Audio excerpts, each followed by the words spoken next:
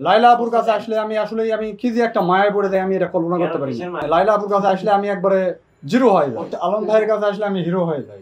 লাইলা আপু আমাকে ভাইরালটা করেছে, সবাই আমাকে আমাকে আবু সাইদার বলে না, শুধু লাইলা বলে। সব মেয়েরাই হিরো আলম ভাইকে পছন্দ করে। এরকম একটা ব্যক্তির সঙ্গে আমার এই ছবি থাকবে না, একটু ভিডিও থাকবে না, তা কি হতে পারে? হিরো আলম ভাই এগুলা তো ভাইরাল হওয়ার নিশা আমার নাই। আমি টাকা দেবো, আমি শুয়ে থেকে লাইভ করি, তাও ওটা তো ভাইরাল হতে পারতো। লাইলা আপু আমাকে ভাইরালটা করেছে, বুঝছেন? লাইলা আপুর সঙ্গে আমাকে এলাকায়, আমার নিজ উপজেলায় যখন আমি যাই, লাইলা সবাই আমাকে আমাকে আবু সাইদার বলে না, শুধু লাইলা বলে। হিরো আলম ভাইকে তো সবাই পছন্দ করে, বাংলাদেশের একটা কি বলবো, যে ভালো একটা কাজ, একটা সব মেয়েরাই হিরো আলম ভাইকে পছন্দ করে। সবই মানলাম, আপনার লক্ষ্য উদ্দেশ্যটা কি? আপনি খালি ভাইরাল ব্যক্তিদেরকে ধরতেছেন কেন? আমি হিরো আলম ভাইয়ের সঙ্গে আমার যদি সাইডে যদি বসে থাকে, কথা না বলতে পারি, যেহেতু আমি বগুড়া, আমার পার্শ্ববর্তী বগুড়া জেলার সাইডে, হিরো আলম ভাইয়ের বাসার সাইডে আমার বাসা, বগুড়ার উপর দিয়ে আমাকে যেতে হয়।